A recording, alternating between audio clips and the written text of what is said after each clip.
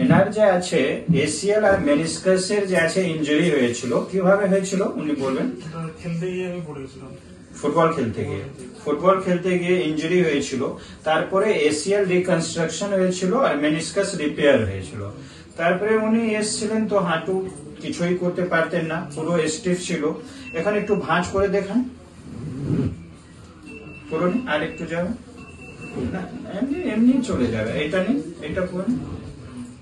এই পা থেকে এখন এই পাটা বেশি ফ্লেক্সিবল হয়ে গেছে। হাঁটা চালাতে কোনো অসুবিধা হচ্ছে না তো? কোন রকম ইনস্টেবিলিটি, কোন রকম প্রবলেম লাগছে? প্রবলেম নেই। ঠিক আছে, এবার সোজা করে নিন। এবার একটু উপর হয়ে যান, পুরো নিয়ে যেতে পারছেন। এই পুরো এসে গেছে রেঞ্জ, ফুল রেঞ্জ। এবার নিচে দিকে নামান, নামান, ফুল স্ট্রেংথ, নামান, নামান, গুড। তো এবার উঠে বসুন। প্রথম দিন যেদিন এসলাম সেদিন তোমার পা একদমই ভালো ছিল না, মানে প্রথম 2-3 দিন অল্প অল্প আস্তে আস্তে হয়েছে। ভেবেছিলাম যে আমি নিজেই ডিমোটিভেট হয়েছিলাম যে আমার হবে কিনা, বুঝতে পারছিলাম না। কিন্তু স্যার যেভাবে আমাকে করিয়েছেন সত্যি খুব ভালো, মানে আমি খুব খুশি। আমার পা এখন পুরোটাই ভালো, আমার হাঁটতেও কোনো অসুবিধা নেই।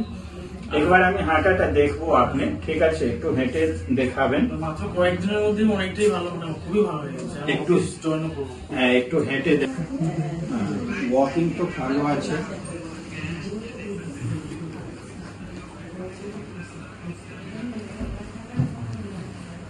কোনো অসুবিধা?